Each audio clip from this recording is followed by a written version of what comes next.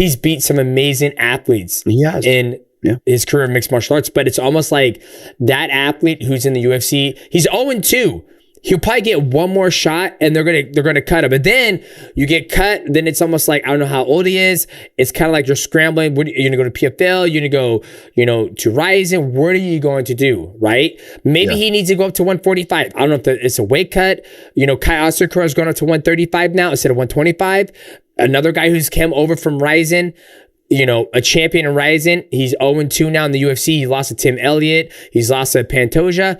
I just don't know, but I felt like something for the athletes who come over from different organization. RDR, he was a double champ in one championship. He was fighting tough competition. Very good. Now he's at a division where I feel he's fighting his full potential at 185, big frame, big body. Where one championship, he's fighting guys like Anatoly, who's a heavyweight, even though he's he's a sauced up monster of a Russian guy, basically. Well, I don't want to say he's sauced up. I don't know. I don't want to say anything about that. But he's, but he's found success in the UFC where a lot of athletes have not. Pitbull, he's 1-1. Only other person who's found success is Michael Venom Page. But I just feel Patchy Mix hasn't found success in UFC, and I don't know if he ever will, because he fought a guy was the gentleman's debut, and he had a hard time. And I think a lot of people are like, oh, I should have gone the other way to Patchy Mix. But when I watched the fight, I kind of was like, nah. Yeah. It's one of them. It wasn't one where you could get furious at like, Patchy Mix was done wrong. It's like, no, he should have done more. Yeah. There was ways to do more to secure it. And in my opinion, with Patchy Mix in it, listen, he did have great wins. You mentioned Sergio Pettis, who just got a nasty spinning elbow. Ooh, it was beautiful. Beautiful spinning elbow after being dominated by Magomedov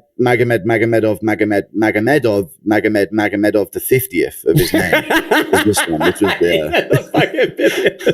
This is the 50th of his line, you know what I mean? Yeah. Of the Magomedov clan. And he was like dominating Sergio Pettis. And what do you know? Patchy Mix has beat him as well. Yep. Finished him in one of their fights. Snatched him up, finished him. So Patchy Mix has got some solid wins. He's taken out like Team Habib prospects and Sergio Pettis and Raytheon Stotts, put him away. And Stotts is how Merab got in the UFC. He was Merab was the guy coming in to lose to Stotts in that fight. Dana was there to watch Raytheon Stotts and sign him to the UFC. And Merab played upset. So Patchy Mix has beat guys. And when I was talking to my live chat, I'm like, he was like good though. I feel like I'm pleading my case at court, like on the defense trial. Like, no, seriously, guys, he really did beat some people because I didn't think it was, and here's where we're going to get a little disrespectful. When I watched his debut with Mario Batista, I thought, well, it can't get worse. The performance can't get worse than this. He's so stiff and so not fluid. But in hindsight, the way he was throwing shots in his debut against Mario Batista, at least he was putting stuff together. Yeah. At least he was comboing it up and actually actively trying. In this fight, he got taken down in he got the takedown in round 1. Yep. But then he got reversed. The other guy, Jakub Wiklacz, was Joanna and Jacek's prospect, another Polish guy. The Polish guys keep coming I feel like there's a new Polish guy on the roster every month these days. He's KSW champion. He was a young fighter. He wasn't anything crazy. Yep. Jiu-jitsu base. So to me, looking at that, I'm thinking, okay, Patchy Mix is fighting a not so great prospect. That's all right. Probably would have made the UFC anyway, but he's Patchy Mix. And this is a jiu-jitsu guy. So his best way of winning is where Patchy Mix is at his best. Mm-hmm. You know what I mean? But Patchy Mix got a takedown in round 1. His stand-up didn't look good to start. And then Jakub Wiklacz was like using guillotines to sweep with butterfly hooks, and, wrench him over and bridge over in certain positions, hit reversals on him. I think he hit him with an elbow in round 1 that caused a hematoma above Patchy Mix's eye. I don't know how that would have changed the rest of the fight, if that was enough. But if you're going to be something real, if you're going to be the guy that he said he was going to be, who's going to destroy O'Malley and destroy Merab, I mean, fucking Merab would look like Prime Anderson Silva out there against him, even against Forrest Griffin and stuff. Like, it really wasn't a good look. And, a lot of people talking about the decision. I think what it comes down to is he didn't do enough on top position. And even though the guillotines weren't exactly finishing moments where you're like, he's going to get him with this guillotine, they were enough of a look to be like, he's defending. Jakub is the guy who's doing something here. Yep. You know, so while we're in this guillotine, if Patchy Mix don't get out and smash him with ground and pound, Yakub's the guy who's done something on the ground. He's got the guillotine attempt, and he had a few close ones with him.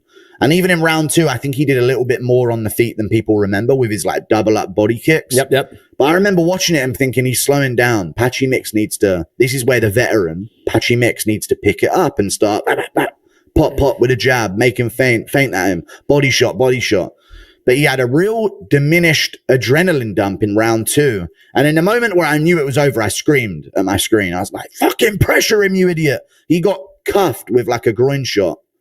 And he took the break.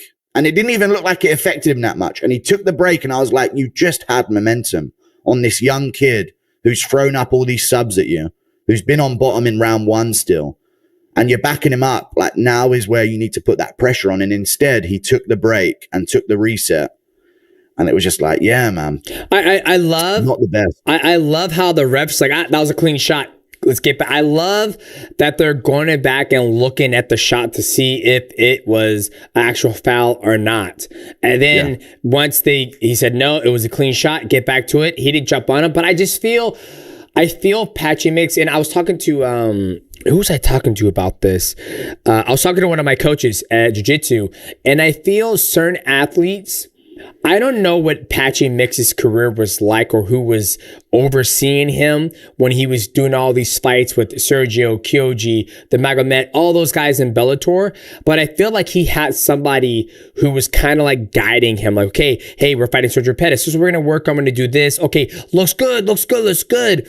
Where I feel, you know, and I could be wrong, I feel he's kind of like what Merab is doing, where Merab does have the head coach, but Merab does what Merab wants to do. Right? Merab shows up to practice late. He doesn't warm up. He trains. Okay, he's done. Okay, I got jiu-jitsu tonight. I'm going to 10th Planet. I show up. I do it. Done. Some athletes, it works for them. Right? They know what they need to do when they fight. But when you look at, I feel like for Patchy Mix, maybe he's doing the same type of training that Merab's doing. Meaning that you know, I'm sure when Merab fights, like when he fought Corey Sandhagen, I'm sure they look, okay, Corey's going to do X, Y, and Z. But I bet you if Merab, when he didn't probably need to watch any video of Corey Sandhagen, and he still would have beat him the same way. Where I think Patchy Mix might needs a professor to like, okay, let's look at this guy you're going to fight. Okay, he's good here. We're going to work on 1-2 angle. Yeah, it's red panty night when you decide to fight me, yeah? Like you're back at home with your wife. It's a celebration. With like having someone like, hey, this is what we're going to do. I'm in control of your training, X, Y, and Z. I don't know. This is me speaking outside of when you see someone who's had a lot of success against some great talent, nice in the UFC. It's almost like that athlete was never, I don't know who he was. But I know what you mean. You're essentially, it's in a way to make it easy to understand here. It's sort of like some kids can go through public school and succeed. Some kids really need a private tutor. Yeah. You know, and they need that one-to-one sit down. This is what we're doing. And they need that focus and hand where you can't do the same thing for Merab. Even Merab said it. I don't like to learn new tricks. I know it works for me.